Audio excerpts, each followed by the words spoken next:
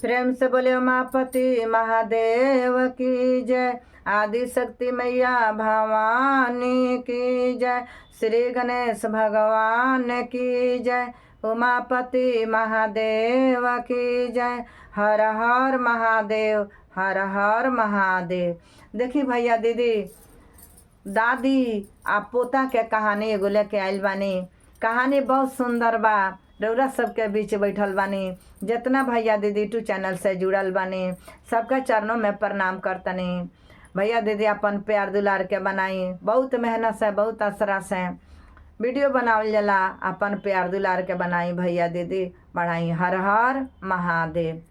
पोता या दादी पर कहानी बा। कहानी बहुत सुंदर बा। देखी भैया दीदी, बेटा पतोह से बेसी पोता पोतिन के कैसे दादा दादी से प्रेम रहेला। एगो बुढ़िया माई रहली, उनका दूगो बेटा रहेलो। बुढ़िया माई के दूगो बेटा रहेलो। दोनों बेटा के बहुत जान मान करत रहली। बहुत दुख से पालन पोषण करत रहेलो, गरीब रहेलो। कुछ दिन के बाद एगो बेटा उनका रहले 2 साल के, आ एगो रहले 6 महीना के। तले उनका पति से संगत छूट गईल। जब पति से संगत छूट गईल, अब उ दीदी केहू के बर्तन मलस, केहू के घास काटस, केहू के गुलामी करस। एंगे गुलामी करत करत अपना दोनों बेटा लोग के पोस लेली। दोनों बेटा के पोस के आ बहुत पढ़ा लिखा के तैयारी कैली।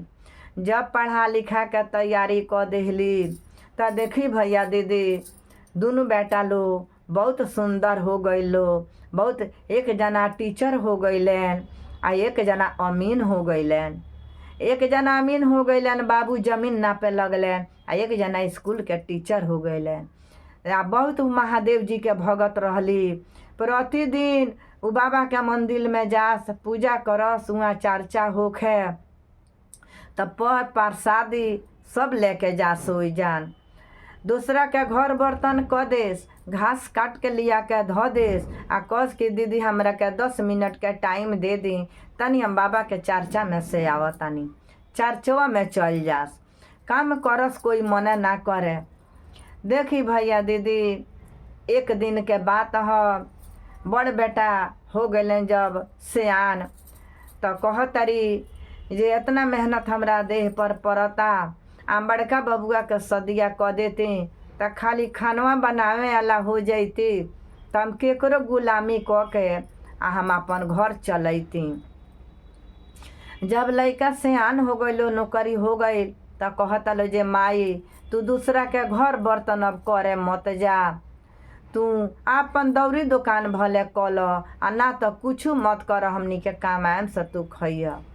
कहतारी ना बाबू, काम हम तो कबे के छोड़ दले बानी। तहनी के अपना ड्यूटी पर चल जाला लोगन, तो हम सब्जी कीन के ले आईने, आ सब्जी हम घुमा घुमा बेचीने। हम काम छोड़ दले बानी। कहलो जे अच्छा, हमनी के तो बस के बात बा माई, मन के बात बा जे तू इहो सब्जी बेचल छोड़ द, हमनी के कमाएम से तू खइह। केतना दुख काट के हमनी के पोसले बाड़ू। जब ई बात दोनों बेटा दोनों बगल बैठ के कहतालू तब माई रोए लगली। कहतारी जे बाबू कौनो बात नहीं खे, पोस देहनी नु, तहनी के दिनवा थोड़े लागल बा। बाबू तहनी के पोस दहनी, महादेव दया करस, कुशल मंगल से तहनी के रह लोगन। जास सब्जी मार्केट से ले आवस आ सब्जी बेचस। जब बड़ बेटा के शादी के बात चलौली, तब बड़ बेटा के शादी हो गई शहर के लड़की से। देखी भैया दीदी, बहुत सुंदर कहानी बा। कहानी के पूरा से सुनम लोगन। पोता या दादी के कैसे प्रेम बढ़ल, क्या तरह से बढ़ल, एकर लास्ट में एकर गुण मिली, लास्ट में जानकारी हुई रहस। तो देखी भैया दीदी, जब बड़ बेटा के शादी के बात चलावे लगली, तो मार्केट के लड़की से शादी हो गई। बहू अली, बहू एगो रहे लगली, करे धरे लगली, बनावे खियावे लगली। ई खाना पीना बनावस, आ ई सब्जी ले आवस, आ सब्जी बेचस। आ जब चर्चा होखे लागे तो ई चर्चा में चल जास।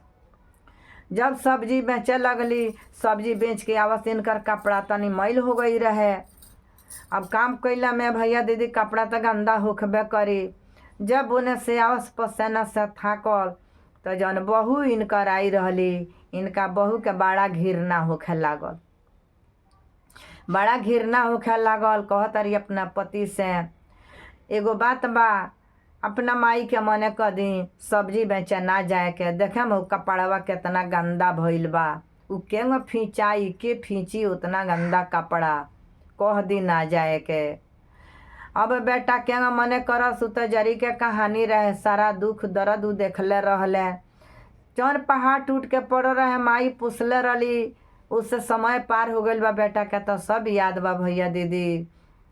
अब बेटा ना कहत रहलन। अब यही तरह से करत करत बड़े बेटा के दूगो बेटा हो गइलो, दूगो बेटा हो गइलो। आ बड़ी इनका के सजाए देवे लगली। जब इनकार हो गइलन, माई के ना मने करस, बूढ़ियो ना मानस, तब कहत तारी जे देखी चली हमनी के कहीं रूम लेके प्लांट लेके कहीं हमनी के रहल जाई शहर में। लइका पढ़ नहीं खस पावत, ए जान ना पढ़िए सन तो का करिए सन, लइका सब्जी नानू बेचिए सन, चली रौरा हमनी के मार्केट में रहल जाई, जे लइकन के पढ़ावल जाई। पति कहत रहे जे हो माई के छोड़ के केंगा चलल जाई, माई बड़े ना छोट भाई बा, केंगा चलल जाई। कहतारी ठीक बा तरौरा अपना माई के लेके रही, आम दूगो लइकन के लेके हम चल जतानी। जब ये बात कहली तब पति पत्नी में झगड़ा लाग गई। माई से कहबो ना कैले, अपना बाल बच्चा के परिवार के लेके चल गईले।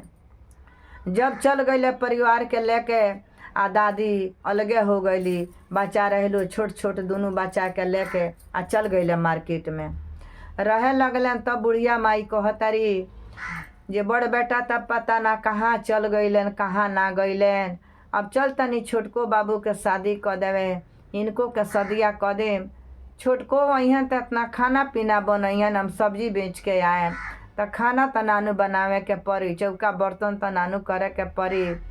हे महादेव धन बानी। अब देखी छोटो बेटा के दीदी शादी कैली, छोटो पतो होइली। जब छोटो पतो होइली बना के खियावे लगली, करे लगली, धरे लगली। देखी भैया दीदी करत करत करत करत जब साल 2 साल बीतल, तब कहतारी अपना पति से, एगो बात कही। आ तो हाँ कह ना। आ तो भैया तो चल गली प्लांट लेके अपना बाल बच्चा के लेके रहतानी मार्केट में, आ हम बुढ़िया के लुगरी फींचतानी, धन जोगावतानी, आ जहिया वहीं तो या आधा हिस्सा ले ली हैं, जहिया वहीं तो या आधा हिस्सा ले ली हैं। रौरो मार्केट धरी, हम ना बुढ़ियों के बनाएम खियाम, उनकर लुगा हमरा से ना फींचाई, इतना ना मैल लुगा क देतारी जो में 250 ग्राम सरफ लग जाता त फींचाता, उ के फींची के करी। आ धन जोगावतानी हम, आ उ जइया भैया हैं तो या आधा हिस्सा ले ली हैं। कहतरन भाई जे देख बुरबक ना बन जाए तो चल गइलो, माई बड़ा दुख से हमनी के पूछले बाड़ी, उहे नु शादी बियाह कैले बाड़ी। जाए दो कौन कार बाटे घर में, सब्जी बेचा तारी, पैसा लिया के दे तारी, एगो लुगुए नु फींचे के बा, जाए दो कर। यही तरह देखी भैया दीदी करत करत करत करत 6 महीना और टाइम बीत गईल। तब कह तारी जे हम ना रहेम हम ना रहेम, रौरे लेके रही अपना माई के, ना जाए तो हम कहीं फंसरी लग के मर जाएम, हम जहर माउर खा ले, हम ना बनाएम खियाए। कहतरन जे अच्छा चुपचाप रह मत घबरा। वो चुपे चुपे जाके दूसरा जगह रूम ले लहलन, रूम लेके अपना पत्नी के लेके चल गईलन। जब दोनों बेटा चल गईलो, शाम के पहर आवत तारी बुढ़िया माई सब्जी बेच के, देख तारी जे केहू नहीं खे। अब रोए लगा तारी, कह तारी कि हे महादेव ई का चल रहल बा, इतना दुख से बाबू लोग के पोसनी, बड़ो बेटा पता ना कहाँ चल गईलन, छोटा छोटा नाती पोता लेके आ इहो चल गईलन, इहो चल गईलन, आ सब धन यही जान पड़ल बा। ई धन के भोगी हमार देही ना रही तो लोग ले ली, ई बेटा लोग के कामे केंगा आई। रोवे लगली रोत ओ यहाँ सब्जी बेचस आवस तो बनावस या खास। फिर उनका दुख आ गईल रो तारी। एक दिन कह तारी, देखी भैया दीदी ए पे एगो छोटा सा भजन बा। कैसे रो तारी कह तारी, नवत महीनवा ये गुरुजी दूधवा पियावानी हो। नवत महीनवा ये गुरुजी गर्भा में रखनी हो। दुई बरिसवा दूधवा पे आई जे। दुई गो लालनवा ये गुरुजी हमारा के दिहनी हो। दुई गो लालनवा ये गुरुजी हमारा के दिहनी हो। दोनों लालन दिहले बिसाराय जी। दोनों लालन दिहले बिसाराय जी। कवना ही देशवा गइले दोनों लालनवा हो। आ बहु लोग के लिहले बोलाया जी। हमारा के दिहले बिसाराया जी। रो तारी या कल्प तारी। तब देखी भैया दीदी महादेव जी के दया। एक दिन के कहानी। बड़ पतो कह तारी अपना पति से, जे जी सुनी ना, अरे बुढ़ियों के तो कोनो ठिकाना नहीं है, जे कब रहियन कब मर जाइहन, बुढ़ा गइल बड़ी, सब धन संपत्ति हो जन बा। दोनों भाई जाई लोगन आ ओ जन के धन संपत्ति बेच दी लोगन। आ बेच के आधा बउआ जी के दे दी, आधा रौरा ले ली। आ बुढ़ियों के ले आई लोगन। यही जान 6 महीना रह के सेवा कल जाई आ उनकर दिन पार लग जाई। बेटा जब जेठ सुना तारन तो कह तारन, अब हमार पत्नी समझदार हो गई बड़ी। ठीक कह तारू। भाई के लगे फोन लगौले, अपना फोन लगा के बात कैले। दोनों भाई आई लो आ कहता लो, माई हो देख हमनी के हे जगह जाके लइकन के पढ़ावे लिखावे खातिर रह गनी सन, तारा से ना कहनी सन ते तू रोए लगबू। अब तार जेठ पतो कहली ह जाई माई के ले आई आ धन संपत्ति ओ जन के बेच गए, आधा आधा हमनी के बांट लहल जाओ। आ ये जनाम तो हमनी के 2 महीना 3 महीना पल्हा लगा के सेवा कल जाई, तुहाँ के सेवा हो जाई। तू धन बेच दहल जा। कह तरी जे हाँ बाबू तहनिए खातिर उपराजल बा, बेच दलो आ ले चल लोगन हमरा के। धन खेत बाड़ी घर घराड़ी सब बिका गईल, आधा आधा बांटा गईल आ माई के बुला के लेके चल गईल लो। जब जेठ पतो अपना में राख तारी बेटा कहलन जे तू बेचो अबली हो, माई के बुलौलू ह तो पहले हमनिए के राखल जा। आधा आधा जब हिस्सा ला गईल, जब सास हो जन जा तारी, जब देख तारी बहू जेठ पतो जे सास आ गईली तो कह तारी जे हमार बड़ी माथा दर्द करता, हमार बड़ी माथा दर्द करता। हे माँ जी तनी बर्तन मल दी, तनी हमरा के तेल मुड़ी में लगा दी, आ तनी घर में झाड़ू लगा दी, आ खाना बना के बउआ लोग के तनी टिफिन में सरिया दीजिए, पढ़े जाओ लो। अब तो बुढ़िया काम करे लागतारी, रोए लागतारी, कहतारी जे हे महादेव अभी कौन हमरा देह पर पहाड़ आके गिर गईल। हम तो अपना घरे रहनी है, सब्जी बेच के खात रहनी है, तौने ठीक रहला। अभी लगली वही तरह काम करे। जब काम करे लगली इनकर तो पोता जैसे गई रहे सन छोट हने में, उ चिन्ह सना जे के ह। माई से अपना पूछ तारा सन दोनों लइका, ये मम्मी के ह। कह तारी माई जारे गांव में से एगो दाई मंगौनी ह, बोलौनी ह काम करे खातिर, हमरा से काम ना होत रहल तो हम दाई बोलौनी ह काम करे खातिर। आ तो जब दाई बोलौलू ह तू माँ जी कह तारू, आ तब का करी बूढ़ बाड़ी तो ओइसे माँ जी कहतानी। अब लइकबा उ देख सन कह सन जे अच्छा ठीक बा तू माँ जी कहतारू तो हमनी के उ दादी माँ हई, हमनी के दादी माँ कहल जाए। लइकवा दादी माँ कइले फिर सन। अब एक बेर जाके पूछ तार सन, देख तार सन लइकवा का करतारी जे जौन काल के रोटी रहे बसिया सब्जी रहे तो बुढ़िया के दे तारी खाए के आ ताजा अपने लेके खा तारी। तब लइकवा पूछ तार सन माई से जे माई उ दादी माँ के झुराइल रोटी काहे देलू खाए के? ते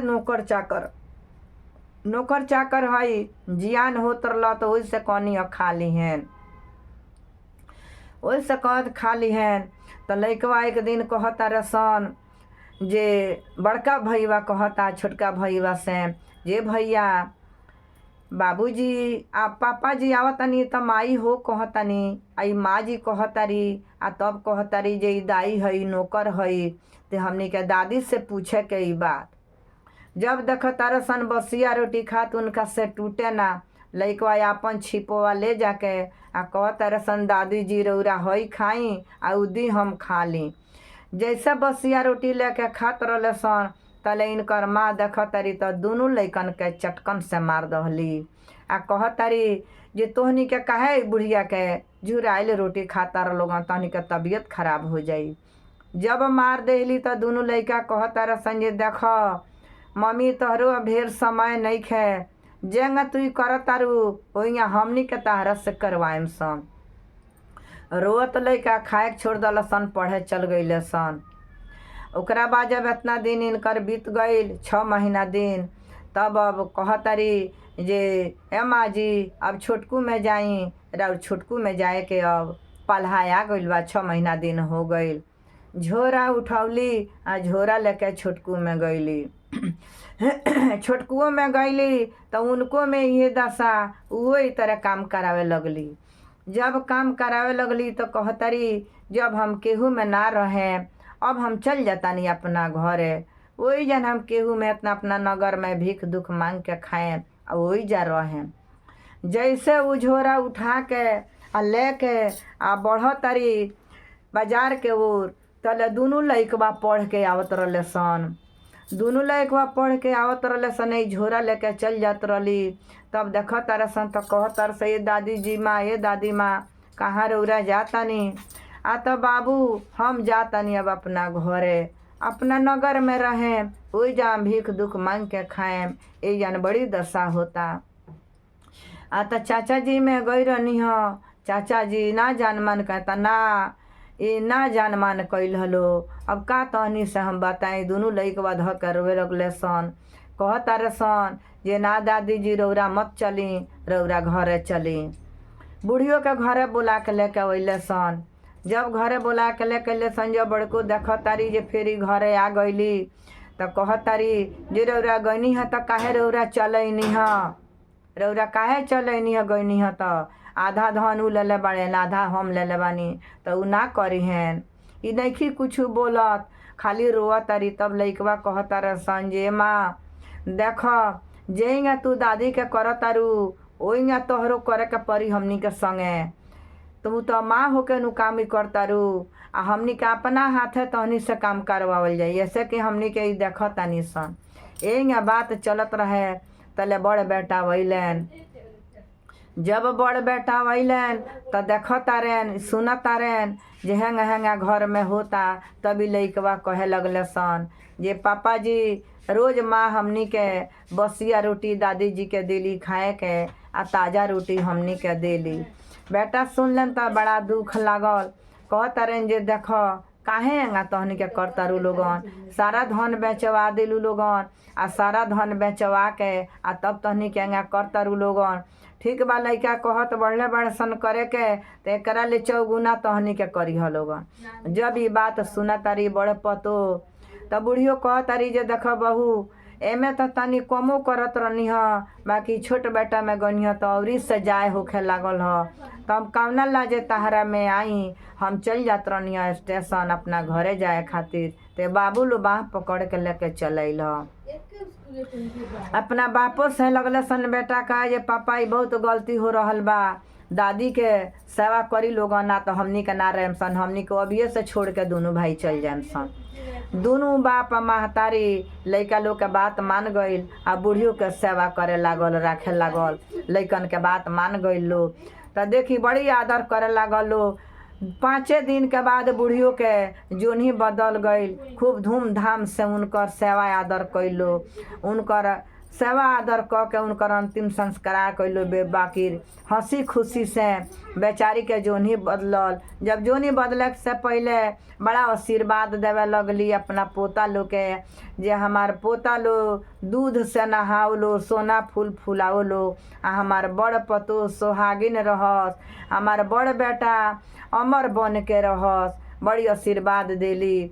आशीर्वाद देके तब उनकर जोनी बदलल, देहांत भइल। तो देखी भैया दीदी, कहीं अपना मन में गलती होला तो खुद अपना मन में विचार कइल जाला, सोचल जाला हाँ हम गलती करतानी। पुरखा पुरनिया के एगो बात सच निकलेला तो पूरा अपन जीवन बदल जाला। कठिनाई पर चल जाला तो अपना संगे परीक्षा दुख आ जाला, कठिनाई होखे लगला। तो चली भैया दीदी, जैसे उ दीदी के बहू सास के सेवा कैली, बढ़िया से आदर भाव कैली, अपना बाल बच्चा के बात मान ली, वो तरह से सबकर बाल बच्चा बात मानो।